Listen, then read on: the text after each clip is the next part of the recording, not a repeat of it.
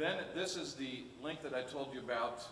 If you click on the state, as it says at the top, state resources for small business, you'll come to this page, and it has a series of subsets that will bring you to all of the resources that the state has in each of these different areas. So, for example, it says compliance information. This again, how do you comply with state rules and regs? If you click on that, that will give you a whole list of different information that you will find valuable depending on your business and what you have to comply with. Counseling and assistance, the second tab. If you click on that, that will take you to a number of the agencies that are available to help you grow your business. All of the small business development centers, for example, are listed there, and if you click on each one of those, you can go to their homepage. So our goal here is to get you right down to the specific level of information that you need, the contacts that you need, and so forth. The next level is environmental assistance. This is a growing field as we move toward compliance with AB 32 and reducing our greenhouse gas emissions. There are a lot of programs that are developed to help you, for example, make your building more energy efficient so that you can reduce your costs. If you want to adapt your building to solar energy, there are programs to help you do that at lower cost, et cetera, et cetera. So that tab will give you that information. The next one is finding employees.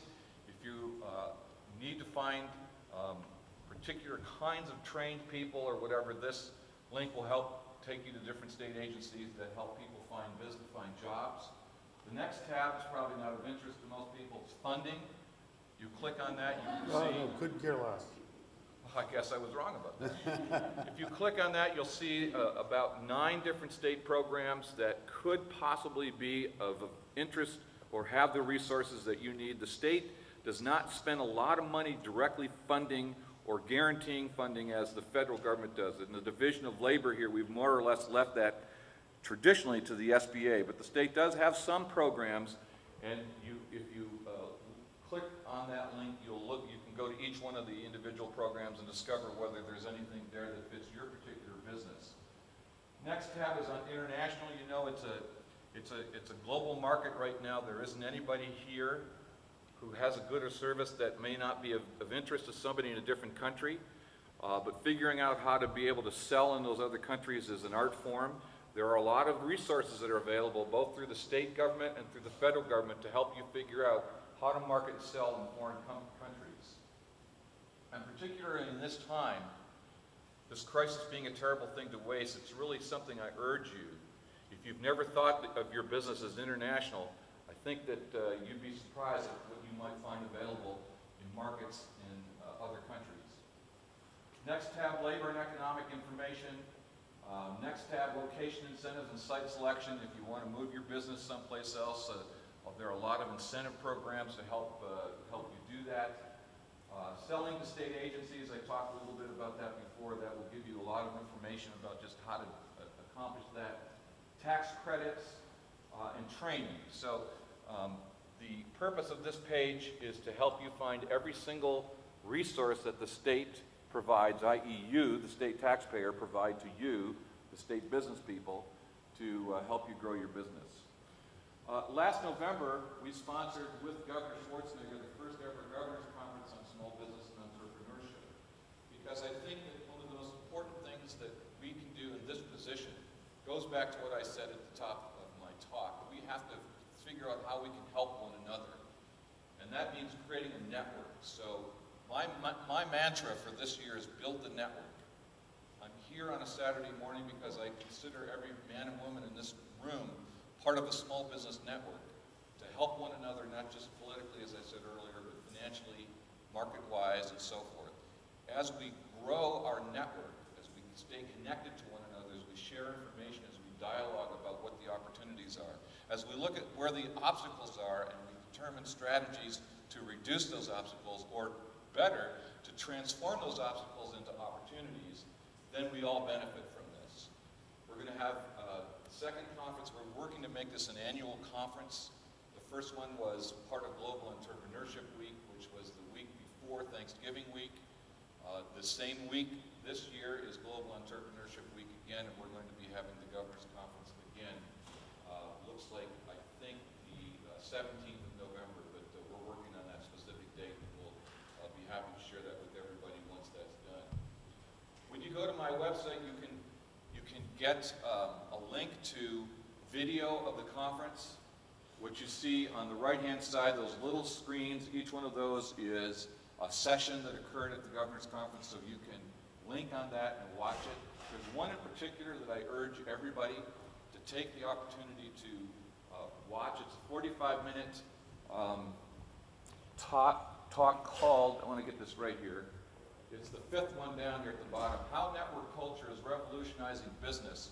We had Tom Hayes and Michael Malone, both Silicon Valley journalists, come and talk about what's happening in the global economy and how the network, the interconnectivity of businesses to businesses to businesses, country to country to country, is revolutionizing the way that we do business. Tom Hayes wrote a book called The Jump Point, where he talked about in the year 2011, 3.5 billion of us will be connected to one another. When 3.5 billion connections are created, that means more than half the world's workforce is connected. So what that means is, from that point on, being connected is normal. Right now, we're somewhere in the neighborhood of 2.8 to 3 billion connections. So what his observation is, the tipping point comes when more than half of us are connected. What that means is, you have a market in every continent in the world through this connection. Right now, any one of us, I see that Hilda's sitting here with her BlackBerry, so Hilda can actually get in contact with somebody in Russia, somebody in Africa, somebody in the Middle East, somebody in Latin America right now. She doesn't have to move. She can be creating a business opportunity anywhere in the world. Well, what Hayes and Malone are saying, by the time that's the norm, that's what we're all going to have to be acclimated to in our businesses, is being connected and using the network to sell, to market, and to purchase.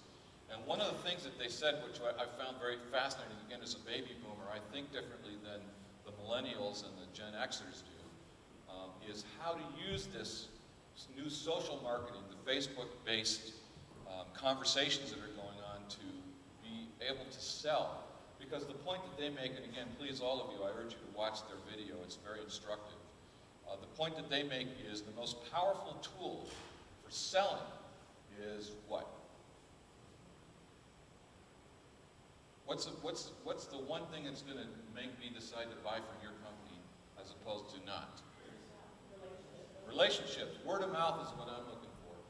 Word of mouth. If we're buds, okay, so we know each other, we have something in common, and she says, you know, the company in Rancho Cucamonga that you really need to go to get your car serviced or to buy parts is Larry's. I'm going to go to Larry's. I don't know Larry from Adam, but because she said Larry's, I'm going to go. So how do we take advantage of social marketing using the network? And what these guys talk about in their talk is precisely how you do that. How word-of-mouth marketing is now possible through these social networking tools, and we have to figure out how to use that so that that blessing, that individualized blessing that comes from our personal networks, becomes available to you as a marketer, as a seller of goods and services.